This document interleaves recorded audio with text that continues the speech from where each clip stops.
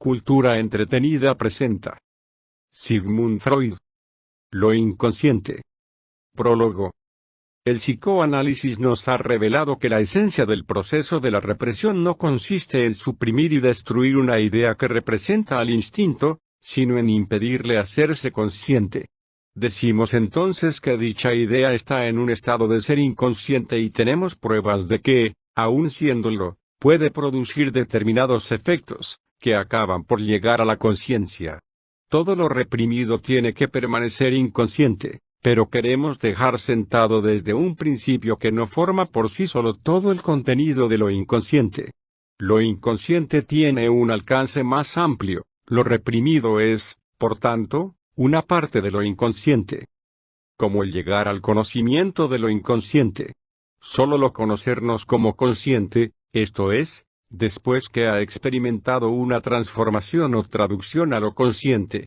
La labor psicoanalítica nos muestra cotidianamente la posibilidad de tal traducción. Para llevarla a cabo es necesario que el analizado venza determinadas resistencias, las mismas que, a su tiempo, reprimieron el material de que se trate, rechazándolo de lo consciente. Y justificación de lo inconsciente. Desde muy diversos sectores se nos ha discutido el derecho de aceptar la existencia de un psiquismo inconsciente y de elaborar científicamente con esta hipótesis. Contra esta opinión podemos arguir que la hipótesis de la existencia de lo inconsciente es necesaria y legítima, y además, que poseemos múltiples pruebas de su exactitud. Es necesaria, porque los datos de la conciencia son altamente incompletos. Tanto en los sanos como en los enfermos, surgen con frecuencia, actos psíquicos, cuya explicación presupone otros de los que la conciencia no nos ofrece testimonio alguno. Actos de este género son, no sólo los fallos y los sueños de los individuos sanos, sino también todos aquellos que calificamos de síntomas y de fenómenos obsesivos en los enfermos. Nuestra cotidiana experiencia personal nos muestra ocurrencias, cuyo origen desconocemos, y resultado de procesos mentales, cuya elaboración ignoramos. Todos estos actos conscientes resultarán faltos de sentido y coherencia si mantenemos la teoría de que la totalidad de nuestros actos psíquicos ha de sernos dada a conocer por nuestra conciencia y, en cambio, quedarán ordenados dentro de un conjunto coherente e inteligible si interpolamos entre ellos los actos inconscientes deducidos. Esta adquisición de sentido y coherencia constituye, de por sí, motivo justificado para traspasar los límites de la experiencia directa. Y si luego comprobamos que tomando como base la existencia de un psiquismo inconsciente podemos estructurar una actividad eficacísima, por medio de la cual influimos adecuadamente sobre el curso de los procesos conscientes, tendremos una prueba irrebatible de la exactitud de nuestra hipótesis. Habremos de situarnos, entonces, en el punto de vista de que no es sino una pretensión insostenible el exigir que todo lo que sucede en lo psíquico haya de ser conocido a la conciencia. También podemos aducir, en apoyo de la existencia de un estado psíquico inconsciente, el hecho de que la conciencia solo integra en un momento dado, un limitado contenido, de manera que la mayor parte de aquello que denominamos conocimiento consciente tiene que hallarse, de todos modos, durante extensos períodos, en estado de latencia, vale decir, en un estado de inconsciencia psíquica. La negación de lo inconsciente resulta incomprensible en cuanto volvemos la vista a todos nuestros recuerdos latentes. Se nos opondrá aquí la objeción de que estos recuerdos latentes no pueden ser considerados como psíquicos, sino que corresponden a restos de procesos somáticos, de los cuales puede volver a surgir lo psíquico. No es difícil arguir a esta objeción, que el recuerdo latente es, por lo contrario, un indudable residuo de un proceso psíquico. Pero es aún más importante darse cuenta de que la objeción discutida reposa en una asimilación de lo consciente a lo psíquico. Y esta asimilación es, o un appetitio principii, que no deja lugar a la interrogación de si todo lo psíquico tiene también que ser consciente, o una pura convención. En este último caso resulta, como toda convención, irrebatible, y solo nos preguntamos si resulta en realidad tan útil y adecuada, que hayamos de agregarnos a ella. Pero podemos afirmar que la equiparación de lo psíquico con lo consciente es por completo inadecuada. Destruye las continuidades psíquicas, nos sume en las insolubles dificultades del paralelismo psicofísico, sucumbe al reproche de exagerar sin fundamento alguno la misión de la conciencia, y nos obliga a abandonar prematuramente el terreno de la investigación psicológica, sin ofrecernos compensación ninguna en otros sectores.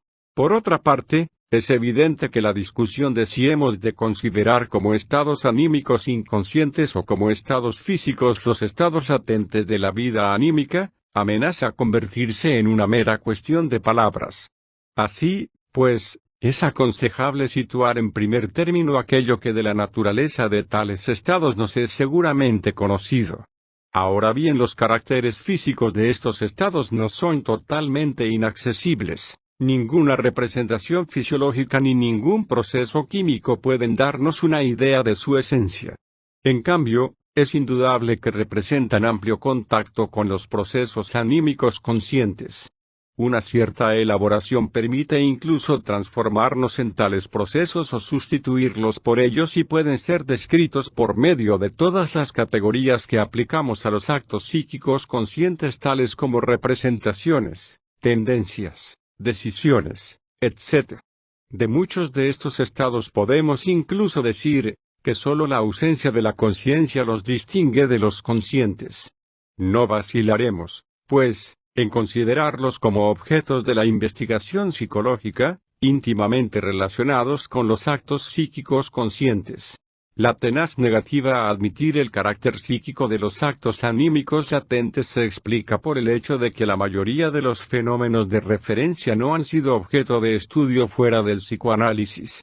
Aquellos que, desconociendo los hechos patológicos, consideran como casualidad los actos fallidos y se agregan a la antigua opinión de que los sueños son vana espuma, no necesitan ya sino pasar por alto algunos enigmas de la psicología de la conciencia, para poder ahorrarse el reconocimiento de una actividad psíquica inconsciente. Además, los experimentos hipnóticos, y especialmente la sugestión posthipnótica, demostraron ya, antes del nacimiento del psicoanálisis, la existencia y la actuación de lo anímico inconsciente.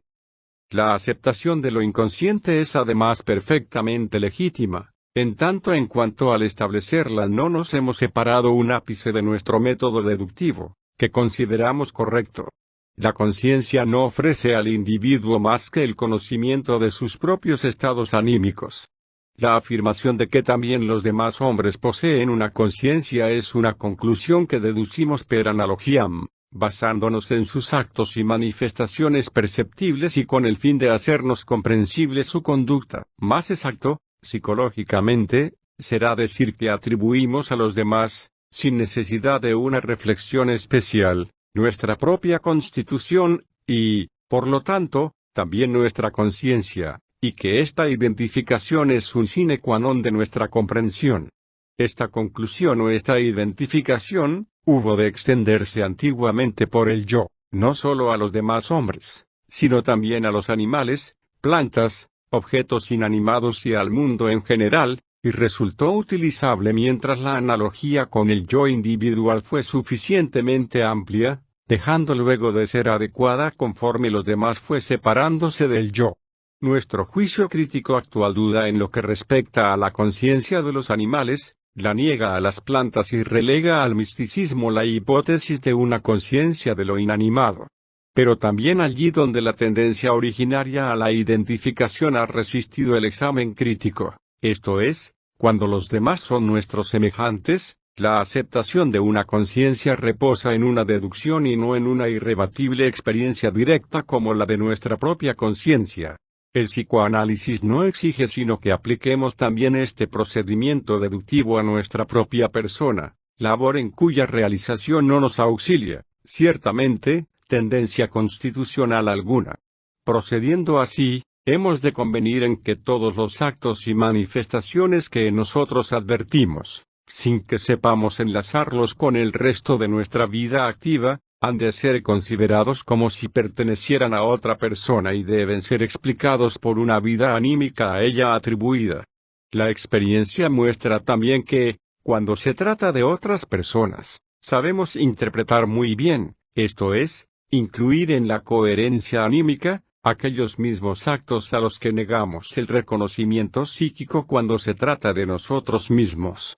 La investigación es desviada, pues, de la propia persona, por un obstáculo especial, que impide su exacto conocimiento.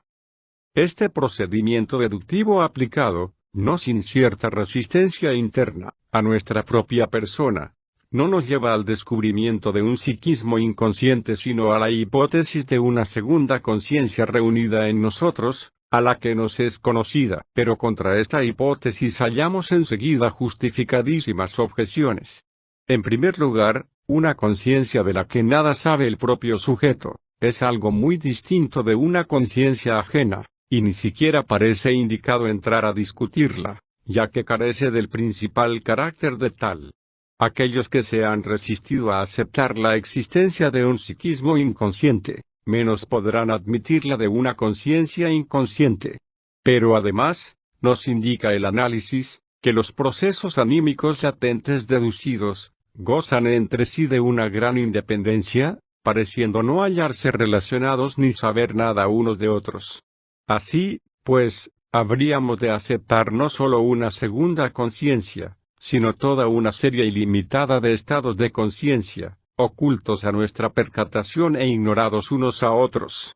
Por último, ha de tenerse en cuenta, y este es el argumento de más peso, que según nos revela la investigación psicoanalítica, una parte de tales procesos latentes posee caracteres y particularidades que nos parecen extraños, increíbles y totalmente opuestos a las cualidades por nosotros conocidas, de la conciencia. Todo esto nos hace modificar la conclusión del procedimiento deductivo que hemos aplicado a nuestra propia persona, en el sentido de no admitir ya en nosotros la existencia de una segunda conciencia, sino la de actos carentes de conciencia.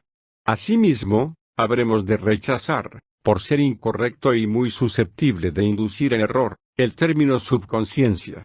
Los casos conocidos de double conscience, disociación de la conciencia, no prueban nada contrario a nuestra teoría, pudiendo ser considerados como casos de disociación de las actividades psíquicas en dos grupos, hacia los cuales se orienta alternativamente la conciencia. El psicoanálisis nos obliga, pues, a afirmar, que los procesos psíquicos son inconscientes y a comparar su percepción por la conciencia con la del mundo exterior por los órganos sensoriales. Esta comparación nos ayudará, además, a ampliar nuestros conocimientos.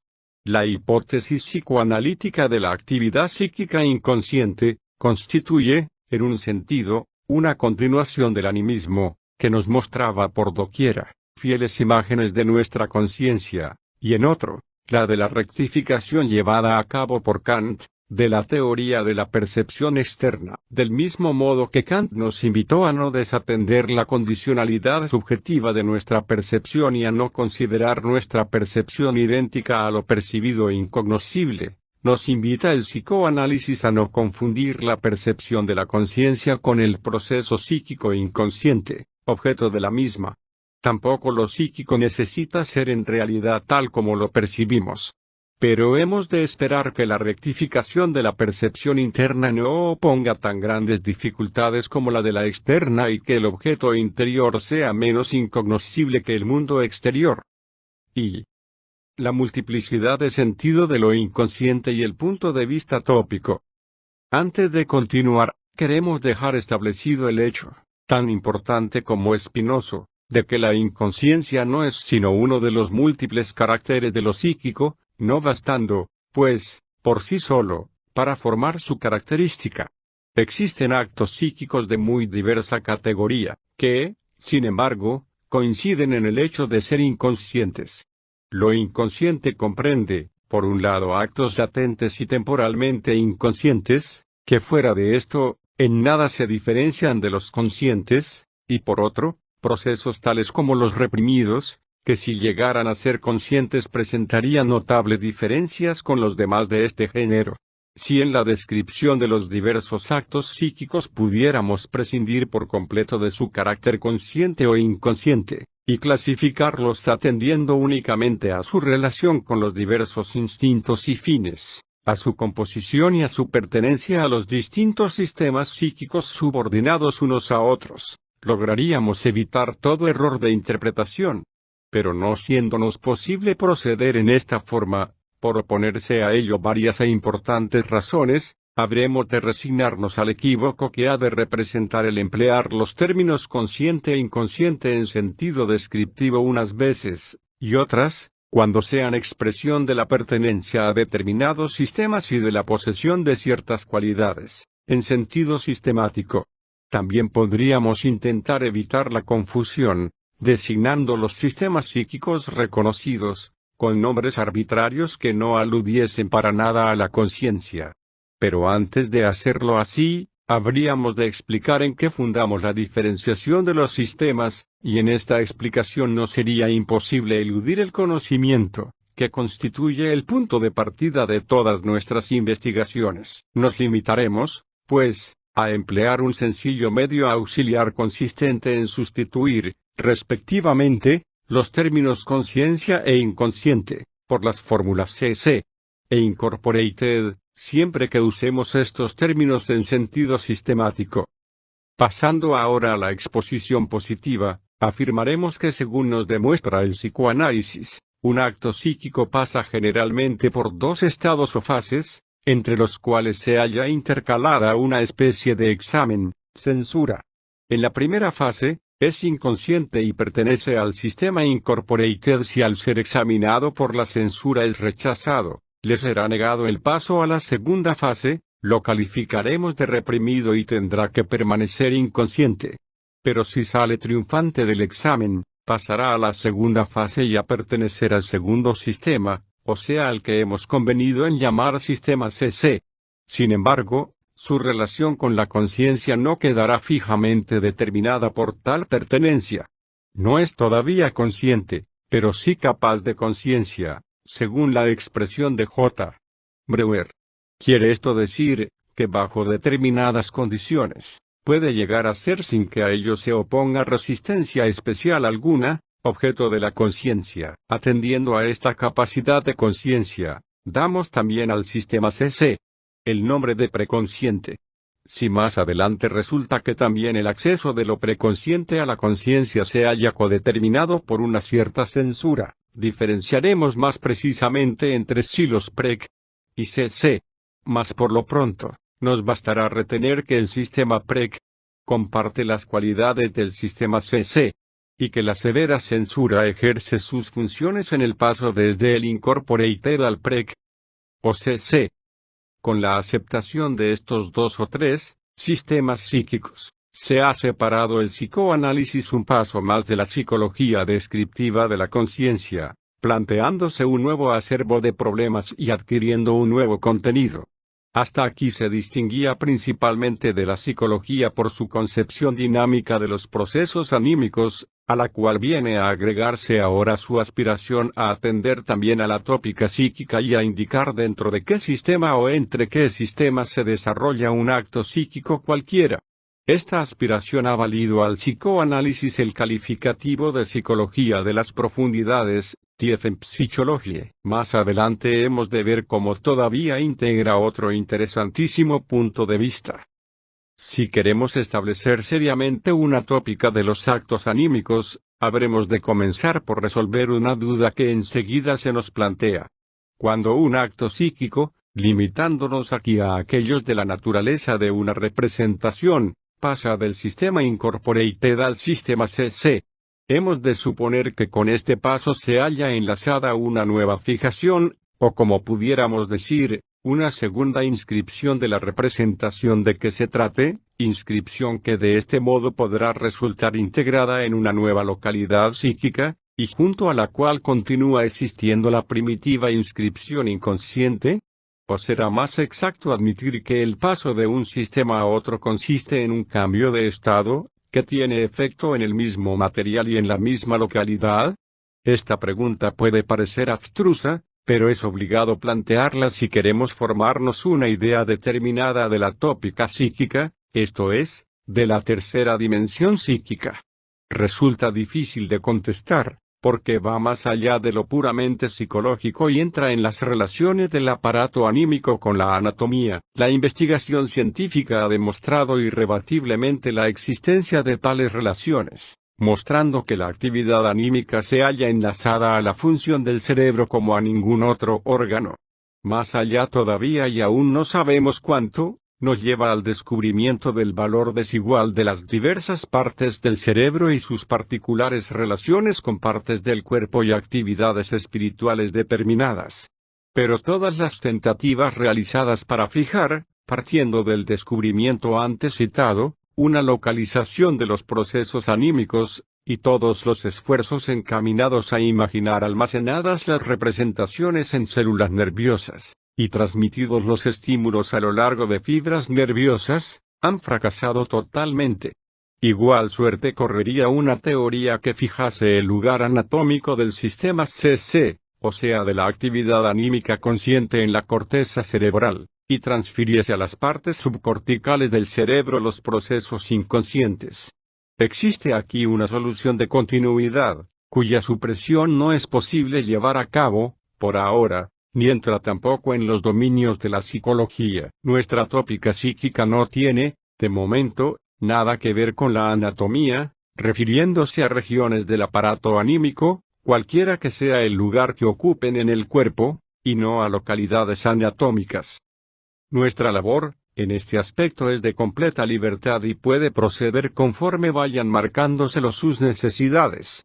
De todos modos, no deberemos olvidar que nuestras hipótesis no tienen, en un principio, otro valor que el de simples esquemas aclaratorios. La primera de las dos posibilidades que antes expusimos, o sea la de que la fase consciente de la representación significa una nueva inscripción de la misma en un lugar diferente, es, desde luego, la más grosera, pero también la más cómoda. La segunda hipótesis, o sea la de un cambio de estado meramente funcional, es a priori más verosímil, pero menos plástica y manejable.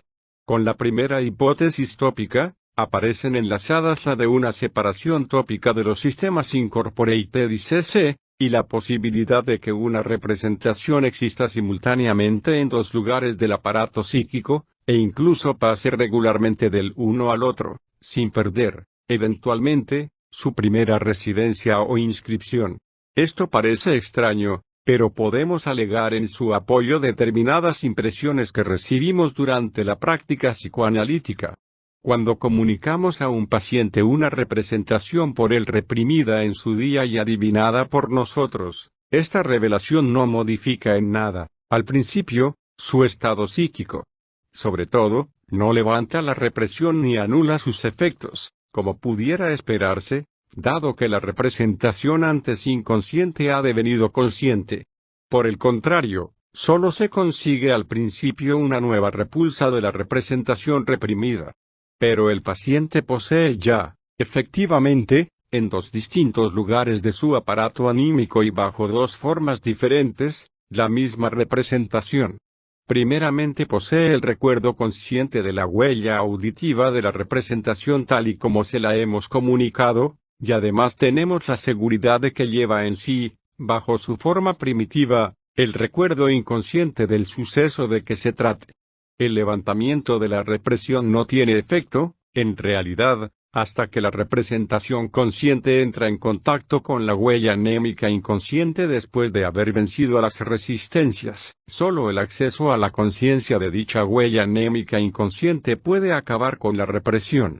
A primera vista parece esto demostrar que la representación consciente y la inconsciente son diversas inscripciones, tópicamente separadas, del mismo contenido.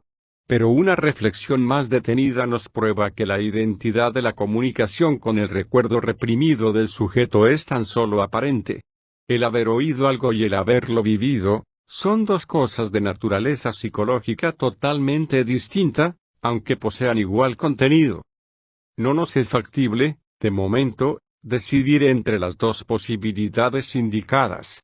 Quizá más adelante hallemos factores que nos permitan tal decisión, o descubramos que nuestro planteamiento de la cuestión ha sido insuficiente y que la diferenciación de las representaciones consciente e inconsciente ha de ser determinada en una forma completamente distinta. Sentimientos inconscientes. Habiendo limitado nuestra discusión a las representaciones, podemos plantear ahora una nueva interrogación, cuya respuesta ha de contribuir al esclarecimiento de nuestras opiniones teóricas. Dijimos que había representaciones conscientes e inconscientes. Existirán también impulsos instintivos, sentimientos y sensaciones inconscientes, o carecerá de todo sentido aplicar a tales elementos dichos calificativos. A mi juicio, la antítesis de consciente e inconsciente carece de aplicación al instinto. Un instinto no puede devenir nunca objeto de la conciencia. Únicamente puede serlo la idea que lo representa. Pero tampoco en lo consciente puede hallarse representado más que por una idea. Si el instinto no se enlazara a una idea ni se manifestase como un estado afectivo, nada podríamos saber de él. Así, pues, cuando empleando una expresión inexacta, hablamos de impulsos instintivos, inconscientes o reprimidos, no nos referimos sino a impulsos instintivos, cuya representación ideológica es inconsciente. Pudiera creerse igualmente fácil dar respuesta a la pregunta de si, en efecto, existen sensaciones, sentimientos y afectos inconscientes. En la propia naturaleza de un sentimiento, está el ser percibido, o sea, conocido por la conciencia. Así, pues, los sentimientos, sensaciones y afectos, carecerían de toda posibilidad de inconsciencia. Sin embargo, en la práctica psicoanalítica, acostumbramos a hablar de amor, odio y cólera inconscientes, e incluso empleamos la extraña expresión de conciencia inconsciente de la culpa, o la paradójica de angustia inconsciente. Habremos, pues, de preguntarnos, si con estas expresiones no cometemos una inexactitud mucho más importante que la de hablar de instintos inconscientes. Pero la situación es, aquí, completamente distinta. Puede suceder, en primer lugar, que un afecto o sentimiento sea percibido, pero erróneamente interpretado. Por la represión de su verdadera representación, se ha visto obligado a enlazarse a otra idea, y es considerado, entonces, por la conciencia, como una manifestación de esta última. Cuando reconstituimos el verdadero enlace, calificamos de inconsciente el impulso afectivo primitivo, aunque su afecto no fue nunca inconsciente y solo su representación sucumbió al proceso represivo. El uso de las expresiones afecto inconsciente y emoción inconsciente, se refiere, en general, a los destinos que la represión impone al factor cuantitativo del impulso instintivo. Véase nuestro estudio de la represión. Sabemos que tales testimonios son en número de 3, el afecto puede perdurar total o fragmentariamente como tal, puede experimentar una transformación en otro montante de afecto, cualitativamente distinto, sobre todo en angustia, o puede ser reprimido, esto es, coartado en su desarrollo. Estas posibilidades pueden estudiarse más fácilmente quizá, en la elaboración onírica, que en las neurosis. Sabemos también, que la coerción del desarrollo de afecto es el verdadero fin de la represión, y que su labor queda incompleta cuando dicho fin no es alcanzado. Siempre que la represión consigue impedir el desarrollo de afecto, llamamos inconscientes a todos aquellos afectos que reintegramos a su lugar al deshacer la labor represiva. Así, pues, no puede acusársenos de inconsecuentes en nuestro modo de expresarnos. De todas maneras, al establecer un paralelo con las ideas inconscientes surge la importante diferencia de que dichas ideas perduran después de la represión en calidad de producto real en el sistema incorporated, mientras que todo aquello que corresponde en este sistema, incorporated, a afectos inconscientes es un comienzo potencial cuyo desarrollo está imperdido. Así, pues, aunque nuestra forma de expresión sea irreprochable, no hay, estrictamente hablando, afectos inconscientes como hay representaciones inconscientes. En cambio, puede haber muy bien en el sistema incorporated productos afectivos que, como otros, llegan a ser conscientes. La diferencia procede, en su totalidad, de que las representaciones son cargas psíquicas y en el fondo cargas de huellas, mientras que los afectos y los sentimientos corresponden a procesos de descarga cuyas últimas manifestaciones son percibidas como sentimientos. En el estado actual de nuestro conocimiento de los afectos y emociones no podemos expresar más claramente esta diferencia. La comprobación de que la represión puede llegar a coartar la transformación del impulso instintivo en una manifestación afectiva, presenta para nosotros un particular interés. Nos revela, en efecto, que el sistema CC regula anormalmente la afectividad y el acceso a la motilidad, y eleva el valor de la represión, mostrándonos, que no solo excluye de la conciencia a lo reprimido, sino que le impide también provocar el desarrollo de afecto y estimular la actividad muscular. Invirtiendo nuestra exposición, podemos decir que mientras el sistema CC regula la afectividad y la motilidad, calificamos de normal el estado psíquico de un individuo. Sin embargo, no puede ocultársenos una cierta diferencia entre las relaciones del sistema dominante con cada uno de los dos actos afines de descarga. 1. En efecto, el dominio de la motilidad voluntaria por el sistema CC se halla firmemente enraizado, resiste los embates de la neurosis y solo sucumbe ante la psicosis. En cambio, el dominio que dicho sistema ejerce sobre el desarrollo de afecto es mucho menos firme.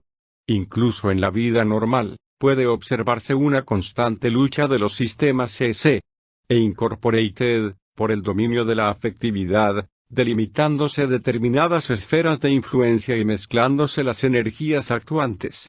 La significación del sistema CC PREC con respecto al desarrollo de afecto y a la acción, nos permite comprender el rol jugado por las ideas sustitutivas en la formación de la enfermedad.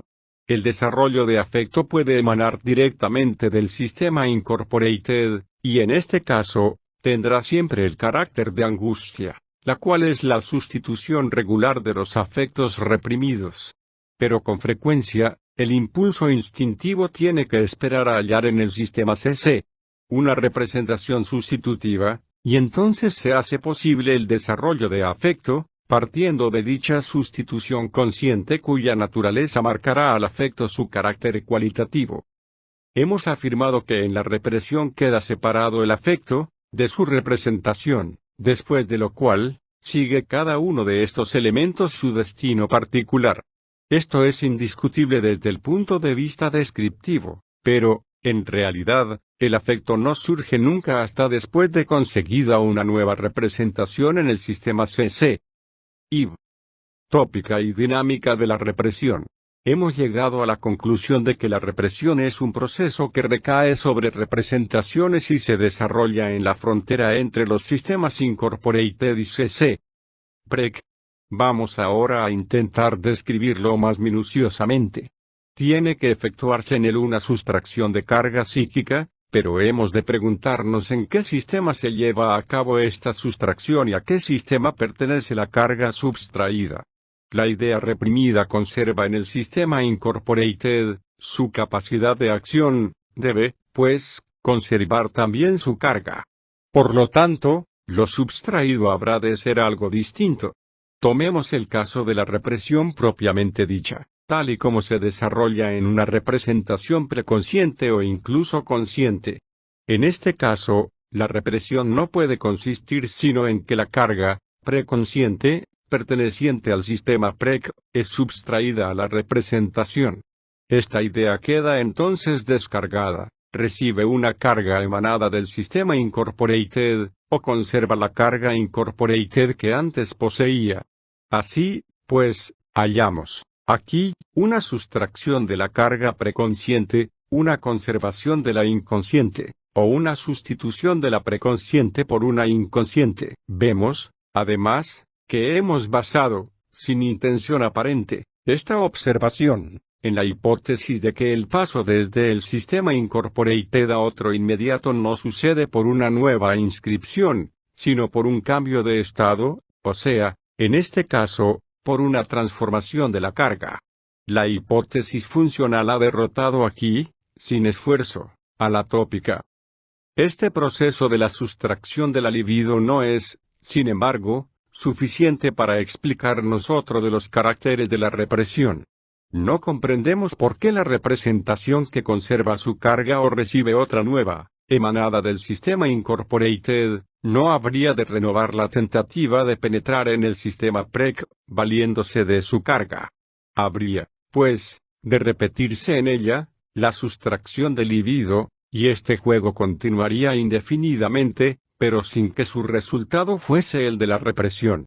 Este mecanismo de la sustracción de la carga preconsciente fallaría también si se tratase de la represión primitiva, pues en ella nos encontramos ante una representación inconsciente, que no ha recibido aún carga ninguna del sistema PREC, y a la que, por lo tanto, no puede serle subtraída una tal carga. Necesitaríamos, pues, aquí de otro proceso que en el primer caso mantuviese la represión, y en el segundo, cuidase de constituirla y conservarla, proceso que no podemos hallar sino admitiendo una contracarga por medio de la cual se protege el sistema PREC contra la presión de la representación inconsciente. En diversos ejemplos clínicos, veremos cómo se manifiesta esta contracarga, que se desarrolla en el sistema PREC, y constituye, no sólo la representación del continuado esfuerzo de una represión primitiva, sino también la garantía de su duración. La contracarga es el único mecanismo de la represión primaria. En la represión propiamente dicha se agrega a él la sustracción de la carga PREC. Es muy posible que precisamente la carga subtraída a la representación sea la empleada para la contracarga. Poco a poco, hemos llegado a introducir, en la exposición de los fenómenos psíquicos, un tercer punto de vista, agregando, así, al dinámico y al tópico, el económico, el cual aspira a perseguir los destinos de las magnitudes de excitación y a establecer una estimación, por lo menos relativa, de los mismos, considerando conveniente distinguir con un nombre especial, este último sector de la investigación psicoanalítica. Denominaremos metapsicológica a aquella exposición en la que consigamos describir un proceso psíquico conforme a sus aspectos dinámicos, tópicos y económicos. Anticiparemos, que dado el estado actual de nuestros conocimientos, solo en algunos lugares aislados, conseguiremos desarrollar una tal exposición. Comenzaremos por una tímida tentativa de llevar a cabo una descripción metapsicológica del proceso de la represión en las tres neurosis de transferencia conocidas. En ella, podemos sustituir el término carga psíquica por el de libido, pues sabemos ya, que dichas neurosis dependen de los destinos de los instintos sexuales. En la histeria de angustia se desatiende con frecuencia una primera fase del proceso, perfectamente visible, sin embargo, para una observación cuidadosa. Consiste esta fase en que la angustia surge sin que el sujeto sepa qué es lo que le causa miedo. Hemos de suponer, pues, que en el sistema incorporated existía un sentimiento erótico que aspiraba a pasar al sistema PREC, pero la carga lanzada por este sistema en contra de tal impulso lo rechazaba como en una tentativa de fuga, y la carga inconsciente del libido de la idea rechazada deriva en forma de angustia. Al repetirse, eventualmente, el proceso, se da un primer paso hacia el vencimiento del penoso desarrollo de angustia. La carga en fuga se adhiere a una idea sustitutiva, asociativamente enlazada a la idea rechazada, pero que por su alejamiento de ella, se sustrae a la representación. Esta sustitución por desplazamiento permite una racionalización del desarrollo de angustia, aún incoercible. La idea sustitutiva desempeña entonces, para el sistema CC, PREC, el papel de una contracarga, asegurándolo contra la emergencia de la idea reprimida, en el sistema CC, y constituye, por otro lado, el punto de partida de un desarrollo de angustia, incoercible ya. La observación clínica nos muestra, por ejemplo, que el niño enfermo de zoofobia siente angustia en dos distintas condiciones. Primeramente, cuando el impulso erótico reprimido experimenta una intensificación, y en segundo lugar, cuando es percibido el animal productor de angustia. La idea sustitutiva se conduce en el primer caso, como un lugar de transición desde el sistema incorporated al sistema CC, y en el otro, como una fuente independiente de la génesis de angustia. El poder del dominio del sistema CC suele manifestarse en que la primera forma de excitación de la idea sustitutiva deja su lugar, cada vez más ampliamente, a la segunda. El niño acaba, a veces, por conducirse como si no entrañara inclinación ninguna hacia su padre, se hubiese libertado de él en absoluto, y tuviera realmente miedo al animal. Pero este miedo, alimentado por la fuente instintiva inconsciente, se muestra superior a todas las influencias emanadas del sistema CC, y delata, de este modo, tener su origen en el sistema incorporated. La contracarga emanada del sistema CC lleva, pues, en la segunda fase de la histeria de angustia, a la formación de un sustitutivo. Este mismo mecanismo encuentra poco después una distinta aplicación. Como ya sabemos, el proceso represivo no termina aquí, y encuentra un segundo fin en la coerción del desarrollo de angustia emanado de la sustitución. Esto sucede en la siguiente forma: todos los elementos que rodean a la idea sustitutiva y se hallan asociados con ella, reciben una carga psíquica de extraordinaria intensidad, que les confiere una especial sensibilidad. De este modo, la excitación de cualquier punto de la muralla defensiva formada en torno de la idea sustitutiva, por tales elementos, provoca, por el enlace asociativo de los mismos con dicha idea, un pequeño desarrollo de angustia, que da la señal para coartar, por medio de una nueva fuga, la continuación de dicho desarrollo. Cuanto más lejos de la sustitución temida se hallan situadas las contracargas sensibles y vigilantes, más precisamente puede funcionar el mecanismo que ha de aislar a la idea sustitutiva y protegerla contra nuevas excitaciones. Estas precauciones no protegen, naturalmente, más que contra aquellas excitaciones que llegan desde el exterior y por el conducto de la percepción a la idea sustitutiva, pero no contra la excitación instintiva, que partiendo de la conexión con la idea reprimida, llega a la idea sustitutiva. Comienzan, pues, a actuar cuando la sustitución se ha arrogado por completo la representación de lo reprimido, sin constituir nunca una plena garantía. A cada intensificación de la excitación instintiva, tiene que avanzar un tanto la muralla protectora que rodea a la idea sustitutiva. Esta construcción queda establecida también, de un modo análogo, en las demás neurosis, y la designamos con el nombre de fobia. Las precauciones, prohibiciones y privaciones, características de la histeria de angustia, son la expresión de la fuga ante la carga consciente de la idea sustitutiva.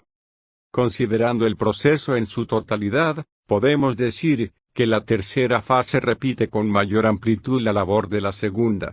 El sistema CC se protege ahora contra la actividad de la idea sustitutiva, por medio de la contracarga de los elementos que le rodean, como antes se protegía, por medio de la carga de la idea sustitutiva, contra la emergencia de la idea reprimida. La formación de sustitutivos por desplazamiento queda continuada en esta forma. Al principio, el sistema CC no ofrecía sino un único punto por donde pudiera abrirse paso el impulso instintivo reprimido, la idea sustitutiva. En cambio, luego, toda la construcción fóbica constituye un campo abierto de encabe a las influencias inconscientes. Por último, hemos de hacer resaltar el interesantísimo punto de vista de que por medio de todo el mecanismo de defensa puesto en actividad, queda proyectado al exterior el peligro instintivo. El yo se conduce como si la amenaza del desarrollo de angustia no procediese de un impulso instintivo sino de una percepción y puede, por lo tanto, reaccionar contra esta amenaza exterior, por medio de las tentativas de fuga que suponen las precauciones de la fobia. En este proceso represivo, se consigue poner un dique a la génesis de angustia, pero solo a costa de graves sacrificios de la libertad personal. Ahora bien, el intento de fuga ante una aspiración instintiva, es en general, inútil, y el resultado de la fuga fóbica es siempre insatisfactorio.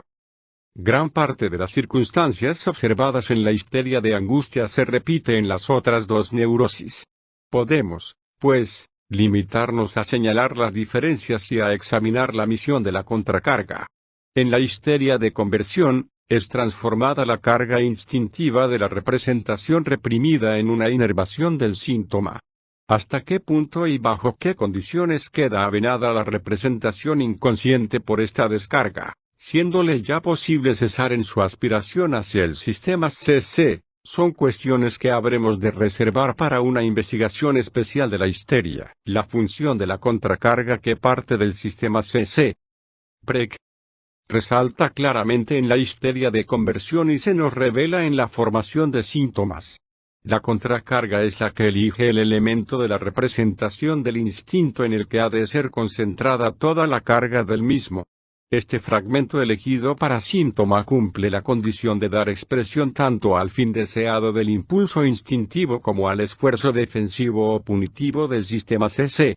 Por lo tanto, es hipercatectizado y mantenido hacia ambas direcciones como en la idea sustitutiva de la histeria de angustia.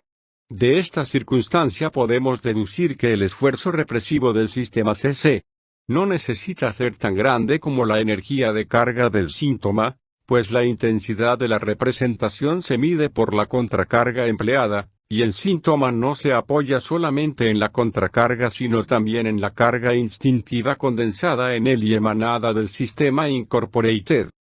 Con respecto a la neurosis obsesiva, bastará añadir una sola observación a las ya expuestas. En ella se nos muestra más visiblemente que en las otras neurosis la contracarga del sistema CC. Esta contracarga, organizada como una formación reactiva, es que lleva a cabo la primera represión y en la que tiene efecto después la emergencia de la idea reprimida.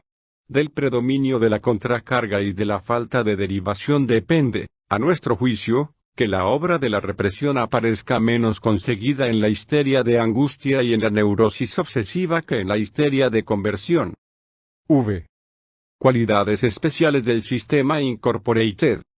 La diferenciación de los dos sistemas psíquicos adquiere una nueva significación cuando nos damos cuenta de que los procesos del sistema incorporated muestran cualidades que no volvemos a hallar en el sistema superior inmediato.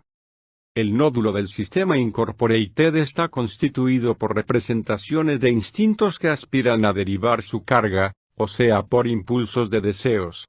Estos impulsos instintivos se hallan coordinados entre sí y coexisten sin influir unos sobre otros ni tampoco contradecirse. Cuando dos impulsos de deseos cuyos fines nos parecen inconciliables son activados al mismo tiempo, no se anulan recíprocamente sino que se unen para formar un fin intermedio, o sea una transacción. En este sistema no hay negación ni duda alguna, ni tampoco grado ninguno de seguridad. Todo esto es aportado luego por la labor de la censura que actúa entre los sistemas incorporated y Preck. La negación es una sustitución a un nivel más elevado, de la represión. En el sistema incorporated no hay sino contenidos más o menos enérgicamente catectizados. Reina en él una mayor movilidad de las intensidades de carga. Por medio del proceso del desplazamiento, puede una idea transmitir a otra todo el montante de su carga, y por el de la condensación, acoger en sí toda la carga de varias otras ideas. A mi juicio, deben considerarse estos dos procesos como caracteres del llamado proceso psíquico primario. En el sistema Preck, domina el proceso secundario. 2. Cuando un tal proceso primario recae sobre elementos del sistema Preck, lo juzgamos cómico y despierta la risa. Los procesos del sistema incorporated se hallan fuera de tiempo, esto es, no aparecen ordenados cronológicamente, no sufren modificación ninguna por el transcurso del tiempo y carecen de toda relación con él. También la relación temporal se halla ligada a la labor del sistema CC. Los procesos del sistema incorporated carecen de toda relación con la realidad. Se hallan sometidos al principio del placer y su destino depende exclusivamente de su fuerza y de la medida en que satisfacen las aspiraciones de la regulación del placer y el displacer. Resumiendo, diremos que los caracteres que esperamos encontrar en los procesos pertenecientes al sistema incorporated son la falta de contradicción, el proceso primario, movilidad de las cargas, la independencia del tiempo y la sustitución de la realidad exterior por la psíquica. 3. Los procesos inconscientes no se nos muestran sino bajo las condiciones del fenómeno onírico y de las neurosis, o sea cuando los procesos del sistema PREC, superior al incorporated son retrocedidos por una regresión a una fase anterior, de por sí son incognoscibles e incapaces de existencia, pues el sistema incorporated es cubierto en cada momento por el PREC, que se apodera del acceso a la conciencia y a la motilidad. La descarga del sistema incorporated tiene lugar por medio de la inervación somática que lleva al desarrollo de afecto, pero también estos medios de descarga le son disputados, como ya sabemos, por el sistema PREC. Por sí solo no podría el sistema incorporated provocar en condiciones normales ninguna acción muscular adecuada, con excepción de aquellas organizadas ya como reflejos.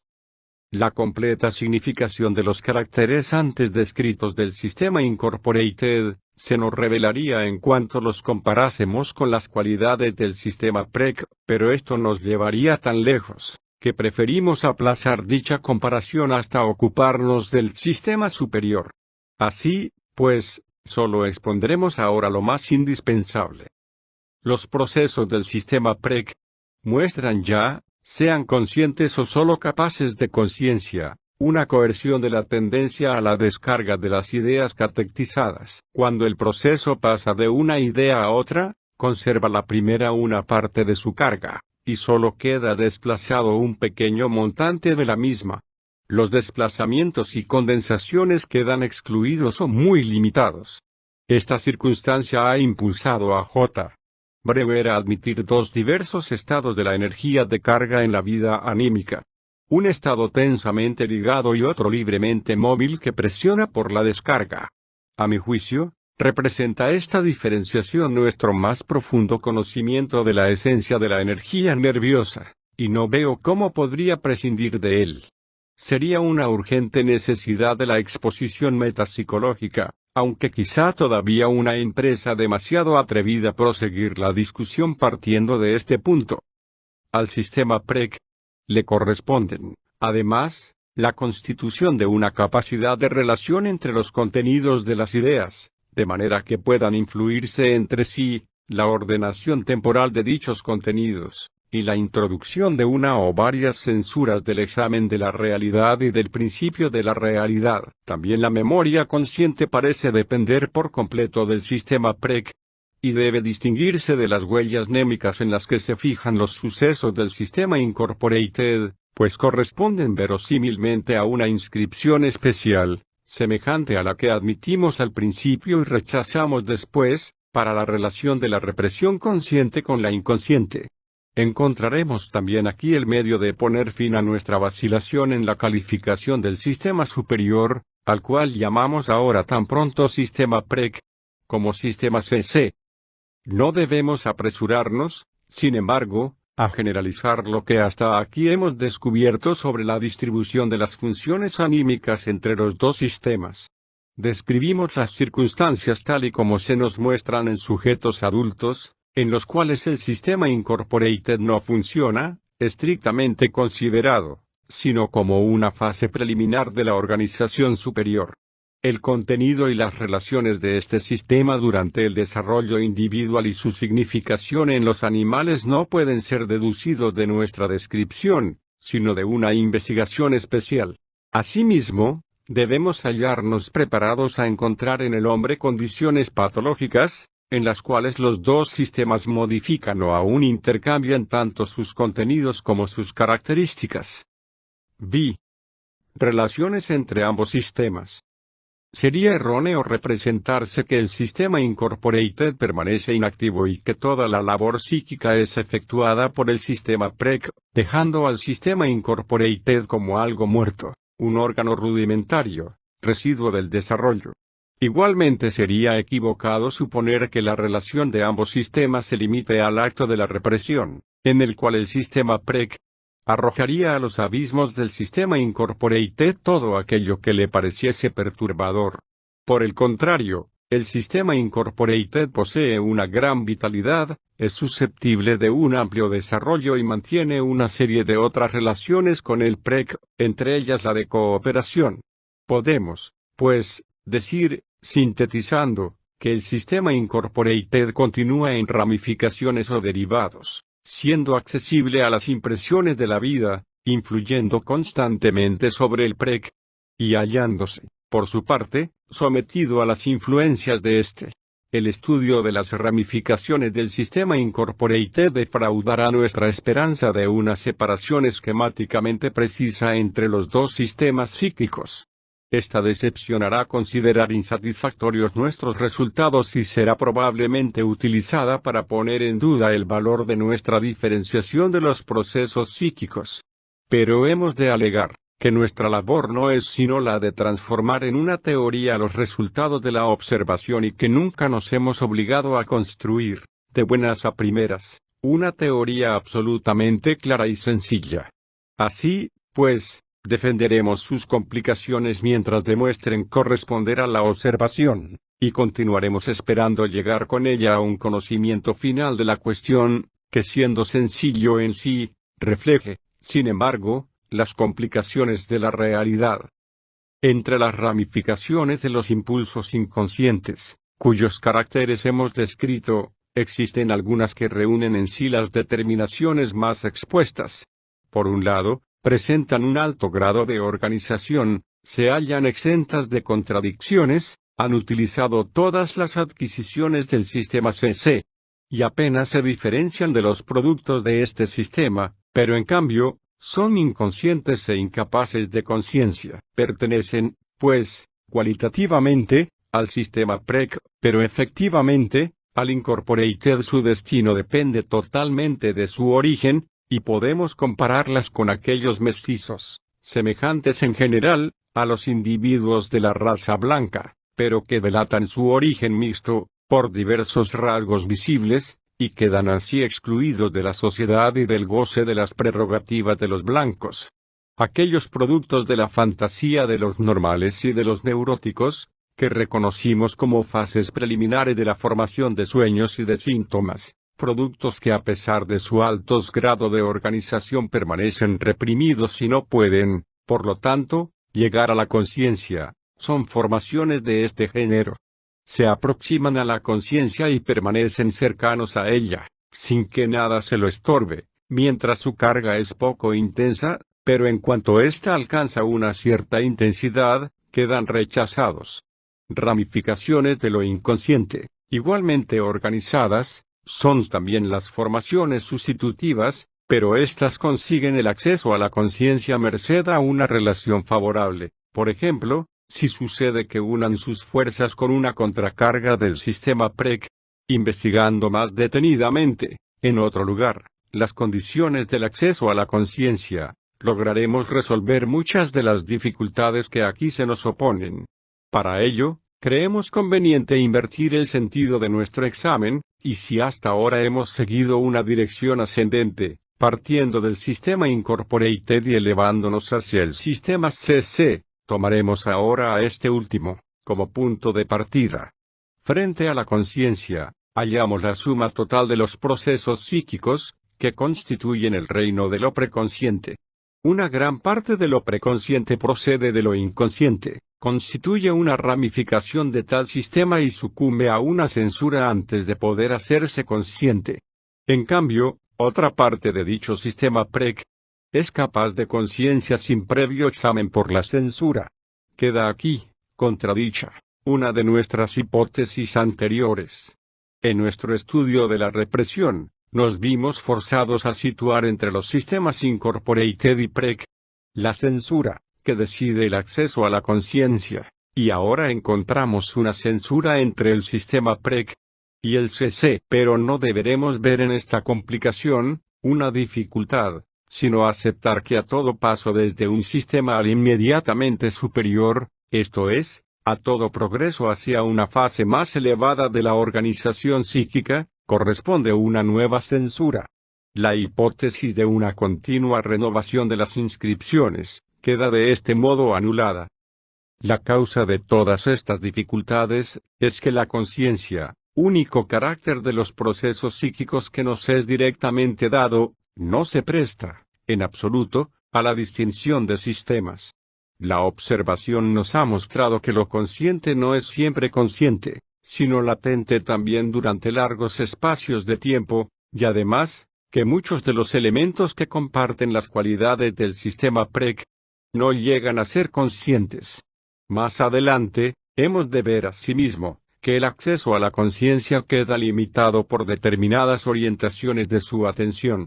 La conciencia presenta de este modo, con los sistemas y con la represión, relaciones nada sencillas. En realidad, sucede que no solo permanece ajeno a la conciencia lo psíquico reprimido, sino también una parte de los sentimientos que dominan a nuestro yo, o sea la más enérgica antítesis funcional de lo reprimido. Por lo tanto, si queremos llegar a una consideración metapsicológica de la vida psíquica, habremos de aprender a emanciparnos de la significación del síntoma conciencia. Mientras no llegamos a emanciparnos en esta forma, queda interrumpida nuestra generalización, por continuas excepciones. Vemos, en efecto, que ciertas ramificaciones del sistema incorporated devienen conscientes, como formaciones sustitutivas y como síntomas, generalmente después de grandes deformaciones, pero muchas veces, conservando gran cantidad de los caracteres que provocan la represión, y encontramos que muchas formaciones preconscientes permanecen inconscientes, a pesar de que por su naturaleza, podrían devenir conscientes. Habremos, pues, de admitir, que vence en ellas la atracción del sistema incorporated, resultando así, que la diferencia más importante, no debe buscarse entre lo consciente y lo preconsciente, sino entre lo preconsciente y lo inconsciente.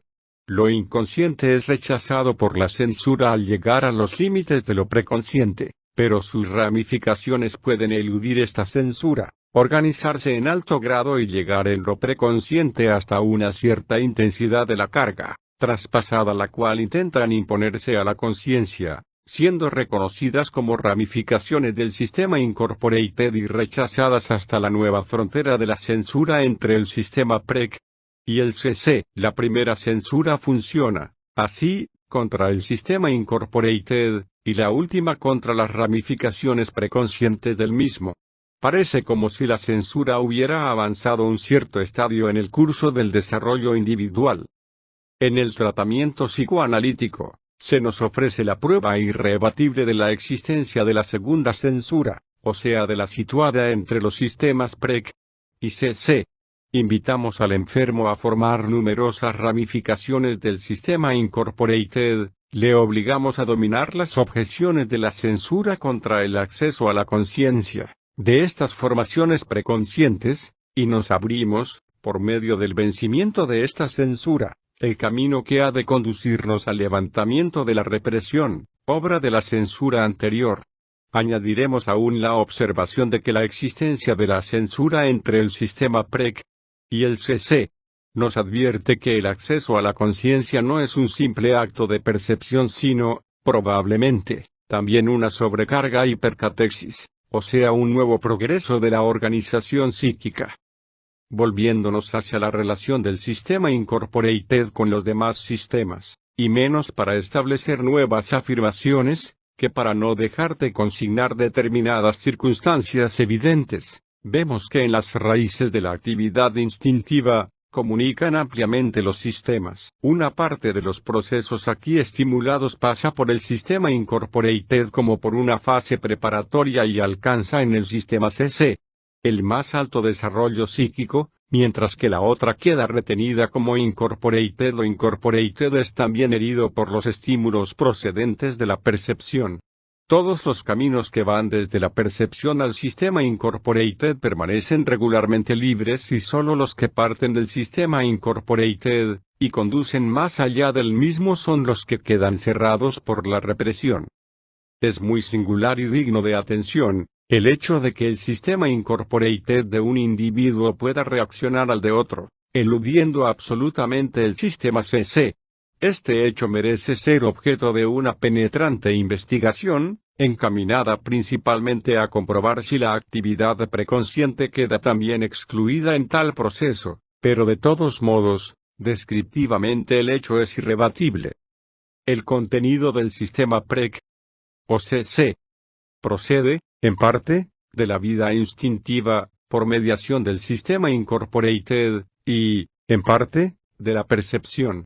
No puede determinarse hasta qué punto los procesos de este sistema son capaces de ejercer, sobre el sistema incorporated, una influencia directa. La investigación de casos patológicos muestra con frecuencia una independencia casi increíble del sistema incorporated. La condición de la enfermedad es, en general, una completa divergencia de las tendencias y una separación absoluta de ambos sistemas.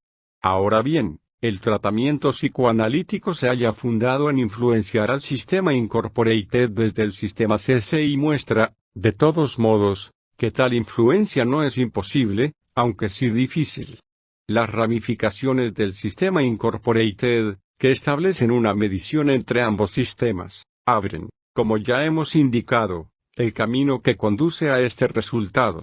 Podemos, sin embargo, admitir que la modificación espontánea del sistema incorporated por parte del sistema CC es un proceso penoso y lento.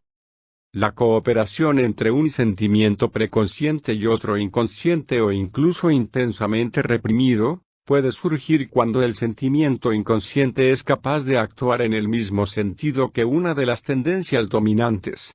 En este caso, queda levantada la represión y permitida la actividad reprimida, a título de intensificación de la que el yo se propone. Lo inconsciente se hace egosintónico únicamente en esta constelación, pero sin que su represión sufra modificación alguna. La obra que el sistema incorporated lleva a cabo en esta cooperación, resulta claramente visible. Las tendencias reforzadas se conducen, en efecto, de un modo diferente al de las normales, capacitadas para funciones especialmente perfectas y muestran ante la contradicción una resistencia análoga a la de los síntomas obsesivos. El contenido del sistema incorporated puede ser comparado a una población aborigen psíquica. Si en el hombre existe un acervo de formaciones psíquicas heredadas, o sea algo análogo al instinto animal, ello será lo que constituya el nódulo del sistema incorporated. A esto se añaden después los elementos rechazados por inútiles durante el desarrollo infantil, elementos que pueden ser de naturaleza idéntica a la heredada. Hasta la pubertad no se establece una precisa y definitiva separación del contenido de ambos sistemas. B. El reconocimiento de lo inconsciente. Todo lo que hasta aquí hemos expuesto sobre el sistema incorporated puede extraerse del conocimiento de la vida onírica y de la neurosis de transferencia. No es, ciertamente, mucho, nos parece en ocasiones oscuro y confuso, y no nos ofrece la posibilidad de incluir o subordinar al sistema incorporated en un contexto conocido. Pero el análisis de una de aquellas afecciones, a las que damos el nombre de psiconeurosis narcisistas, nos promete proporcionarnos datos, por medio de los cuales podremos aproximarnos al misterioso sistema incorporated y llegar a su inteligencia. Desde un trabajo de Abraham, 1908, que este concienzudo autor llevó a cabo por indicación mía, intentamos caracterizar la dementia praecox de Kraepelin, la esquizofrenia de Bleuler, por su conducta con respecto a la antítesis del yo y el objeto. En las neurosis de transferencia, histeria de angustia y de conversión y neurosis obsesiva, no había nada que situase en primer término esta antítesis. Comprobamos que la falta de objeto traía consigo la eclosión de la neurosis, que ésta integraba la renuncia al objeto real, y que la libido sustraída al objeto real retrocedía hasta un objeto fantástico y desde él hasta un objeto reprimido, introversión. Pero la carga de objeto queda tenazmente conservada en estas neurosis, y una sutil investigación del proceso represivo, nos ha forzado a admitir que dicha carga perdura en el sistema incorporated, a pesar de la represión, o más bien, a consecuencia de la misma. La capacidad de transferencia, que utilizamos terapéuticamente en estas afecciones, presupone una carga de objeto no estorbada.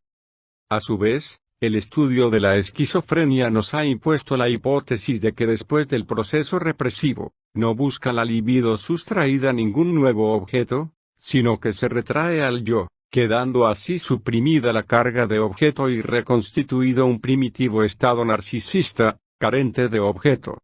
La incapacidad de transferencia de estos pacientes, dentro de la esfera de acción del proceso patológico, su consiguiente inaccesibilidad terapéutica, su singular repulsa del mundo exterior, la aparición de indicios de una sobrecarga del propio yo y, como final, la más completa apatía, todos estos caracteres clínicos parecen corresponder, a maravilla, a nuestra hipótesis de la cesación de la carga de objeto. Por lo que respecta a la relación con los dos sistemas psíquicos, han comprobado todos los investigadores que muchos de aquellos elementos que en las neurosis de transferencia nos vemos obligados a buscar en lo inconsciente por medio del psicoanálisis, son conscientemente exteriorizados en la esquizofrenia. Pero al principio, no fue posible establecer una conexión inteligible entre la relación del yo con el objeto y las relaciones de la conciencia. Esta conexión se nos reveló después, de un modo inesperado. Se observa en los esquizofrénicos, sobre todo durante los interesantísimos estadios iniciales, una serie de modificaciones del lenguaje, muchas de las cuales merecen ser consideradas desde un determinado punto de vista. La expresión verbal es objeto de un especial cuidado, resultando pomposa y altiva. Las frases experimentan una particular desorganización de su estructura, que nos las hace ininteligibles, llevándonos a creer faltas de todo sentido las manifestaciones del enfermo.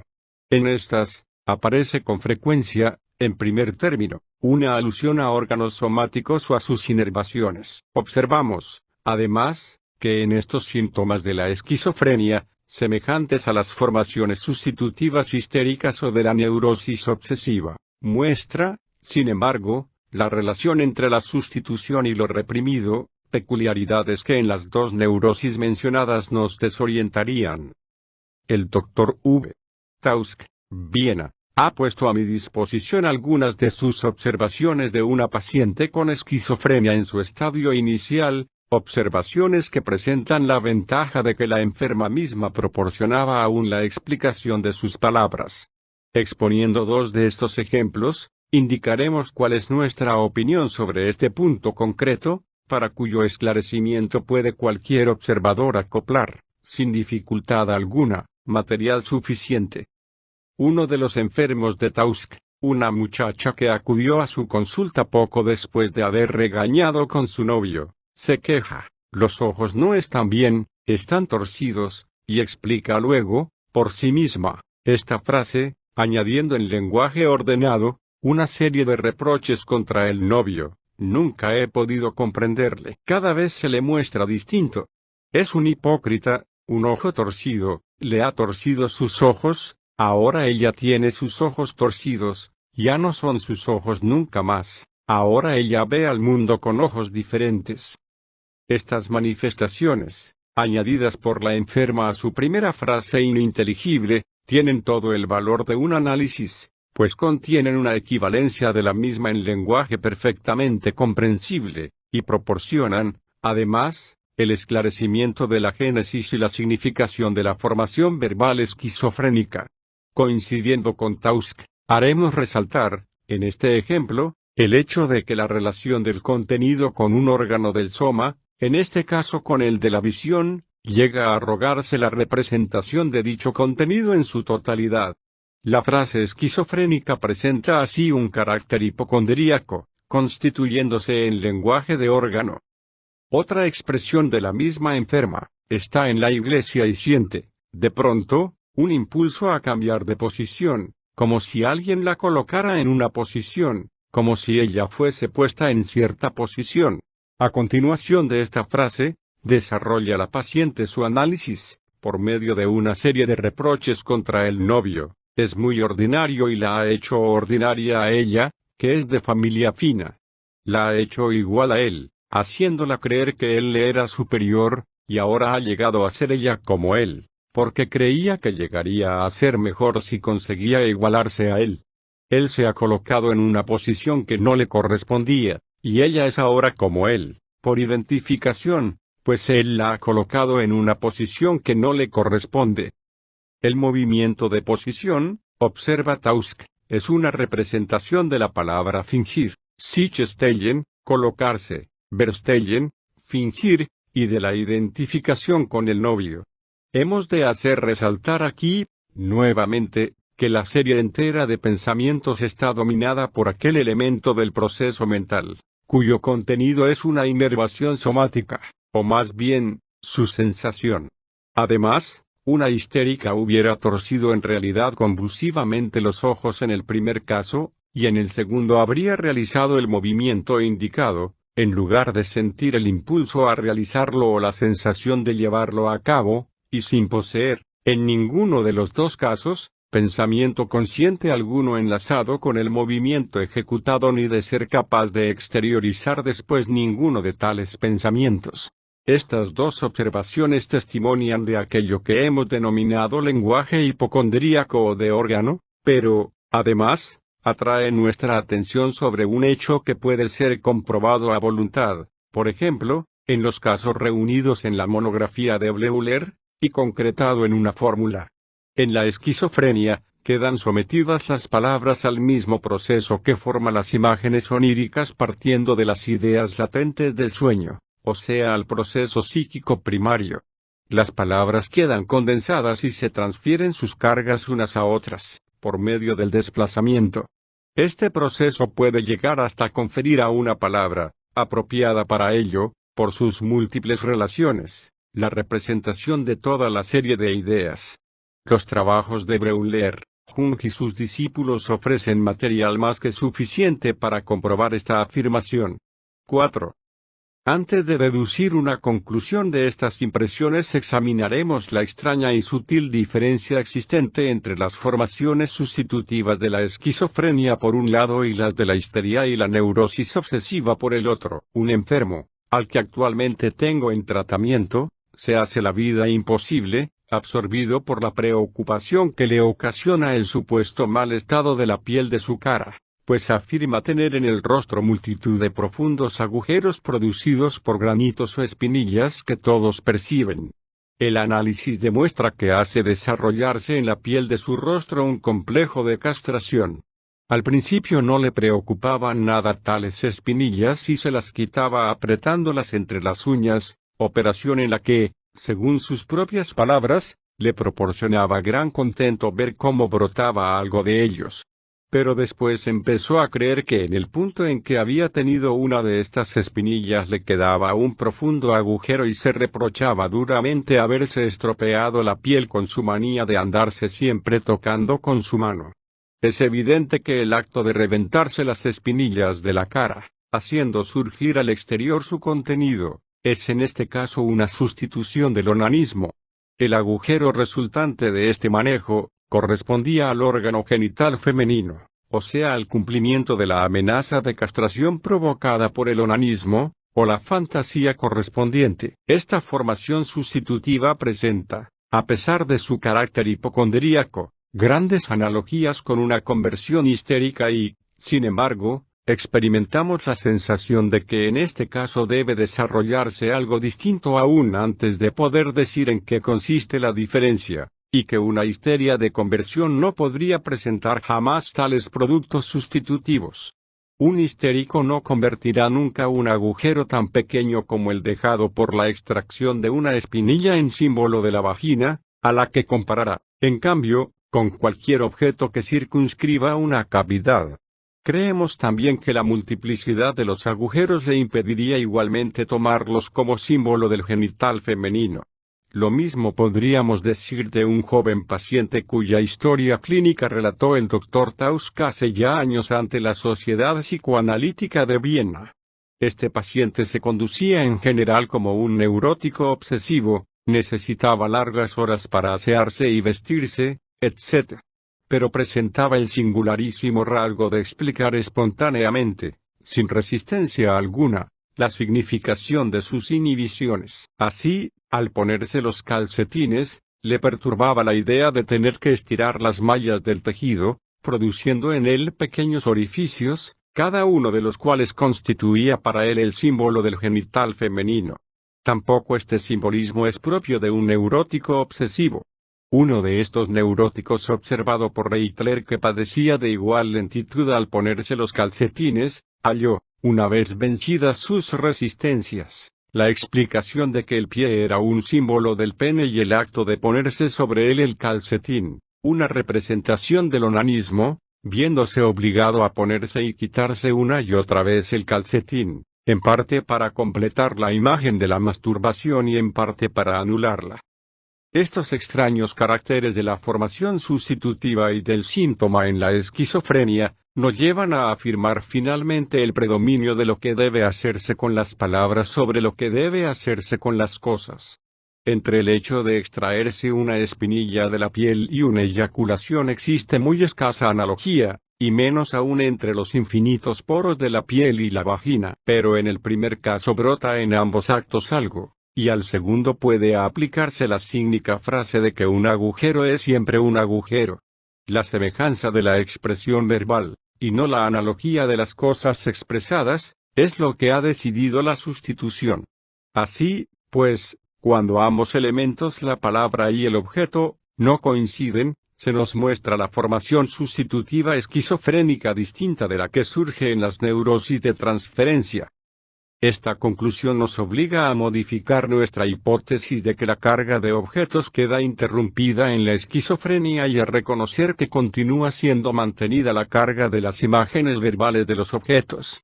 La imagen consciente del objeto queda así descompuesta en dos elementos, la imagen verbal y la de la cosa, consistente esta última en la carga, si no ya de huellas mnémicas de la cosa, al menos de huellas mnémicas lejanas, derivadas de las primeras.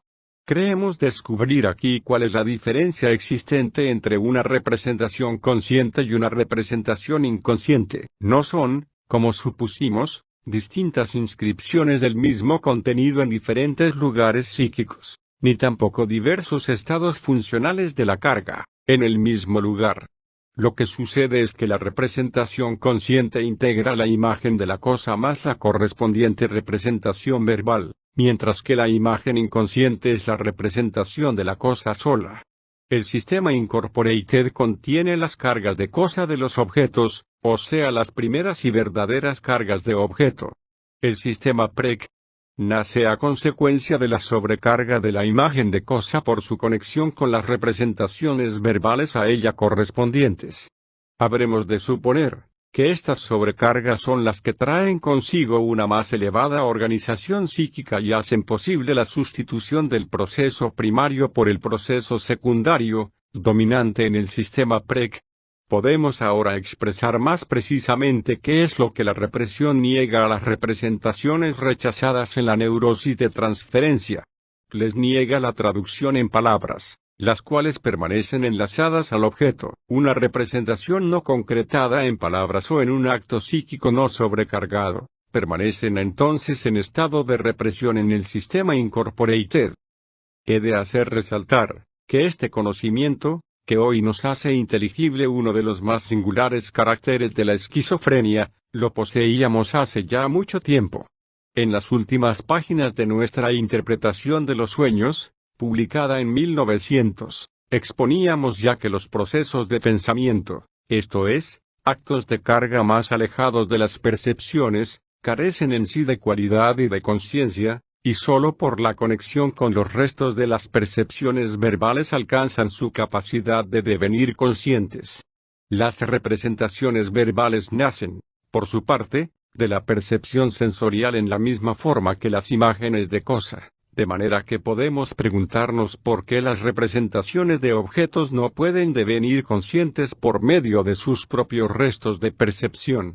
Pero probablemente el pensamiento se desarrolla en sistemas tan alejados de los restos de percepción primitivos, que no han retenido ninguna de las cualidades de estos residuos y precisan para devenir conscientes de una intensificación por medio de nuevas cualidades. Asimismo, las cargas pueden ser provistas de cualidades por su conexión con palabras, aun cuando ellas representen simplemente a relaciones entre las representaciones de objetos y no sean capaces de derivar cualidad alguna de las percepciones.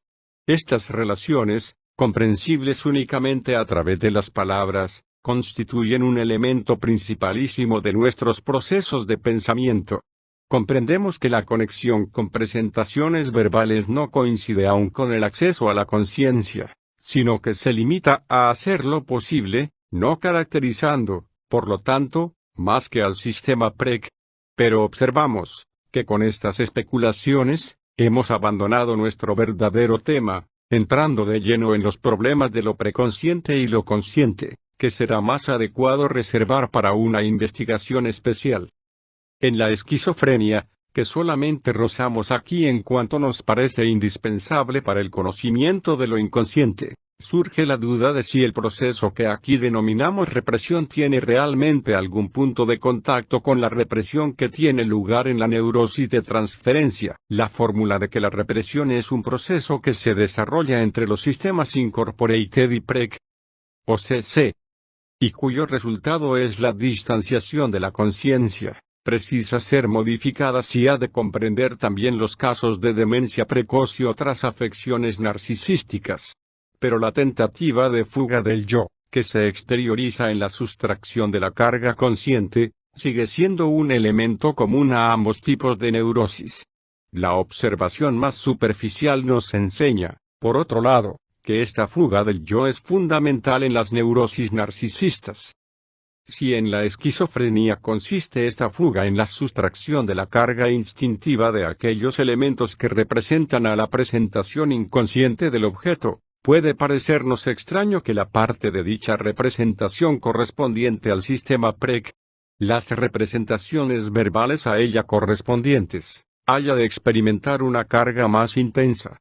Sería más bien de esperar que la representación verbal hubiera de experimentar, por constituir la parte preconsciente, el primer impacto de la represión, resultando incapaz de carga una vez llegada la represión a las presentaciones de cosa inconscientes. Esto parece difícilmente comprensible, pero se explica en cuanto reflexionamos que la carga de la representación verbal no pertenece a la labor represiva, sino que constituye la primera de aquellas tentativas de restablecimiento o de curación que dominan tan singularmente el cuadro clínico de la esquizofrenia. Estos esfuerzos aspiran a recobrar el objeto perdido y es muy probable que con este propósito tomen el camino hacia el objeto pasando por la parte verbal del mismo. Pero al obrar así tienen que contentarse con las palabras en lugar de las cosas. Nuestra actividad anímica se mueve generalmente en dos direcciones opuestas, partiendo de los instintos a través del sistema Incorporated, hasta la actividad del pensamiento consciente, o por un estímulo externo, a través de los sistemas CC y PREC, hasta las cargas Incorporated del yo y de los objetos. Este segundo camino tiene que permanecer transitable, a pesar de la represión, y se halla abierto, hasta un cierto punto, a los esfuerzos de la neurosis por recobrar sus objetos. Cuando pensamos abstractamente, corremos el peligro de desatender las relaciones de las palabras con las presentaciones de cosas inconscientes, y no puede negarse que nuestro filosofar alcanza entonces una indeseada analogía de expresión y de contenido con la labor mental de los esquizofrénicos. Por otro lado, podemos decir que la manera de pensar de los esquizofrénicos se caracteriza por el hecho de manejar cosas concretas como abstractas.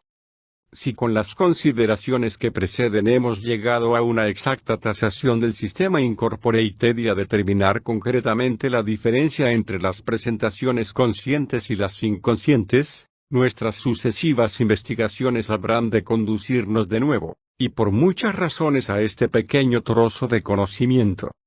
Sigmund Freud, Privor, Imperio Austríaco, 1856, Londres, Inglaterra, 1939. Creador del psicoanálisis, es considerado como uno de los más grandes pensadores contemporáneos. Poco tiempo después de su nacimiento en la región de Moravia se trasladó con su familia a Viena, donde cursaría posteriormente estudios de medicina y fijaría su lugar de residencia. De origen judío, la invasión de Austria por las tropas de Hitler le obligó a exiliarse en Londres, donde moriría en 1939. Freud ideó el método psicoanalítico en el curso de sus investigaciones sobre pacientes histéricas, a quienes había intentado tratar en un principio mediante la hipnosis. Tras el rechazo inicial con el que fue acogido por la comunidad científica, el psicoanálisis empezó a cosechar más y más adeptos. y en 1909, a raíz de una serie de conferencias que Freud dictó en los Estados Unidos, consiguió dar inicio a una expansión internacional. Fue un autor prolífico. Entre sus obras destacan Estudios sobre la histeria, 1895, La interpretación de los sueños, 1900, Psicopatología de la vida cotidiana, 1901, Tres ensayos para una teoría sexual, 1905, Introducción del narcisismo, 1914, El yo y el ello, 1925. Fin.